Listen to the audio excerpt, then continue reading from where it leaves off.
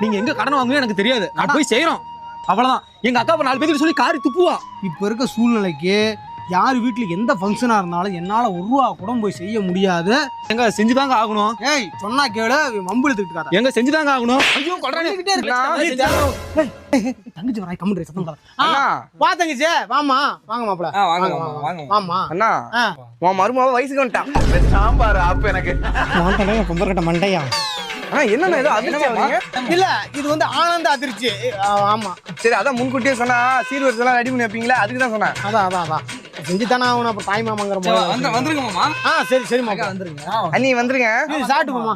இல்ல நான் சாப்பிட்டுக்கிறேன். பரவாயில்ல சாப்பிட்டு போங்க. நிறைய பேர்கிட்ட சொல்ல வேண்டியது. பரவாயில்ல மாப்பிள போங்க, சாப்பிட்டு போங்க மாப்பிள போங்க. அண்ணி வேணாம் நீ.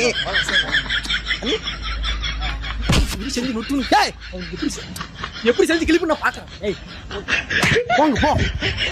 என்ன சொல்லுவேன்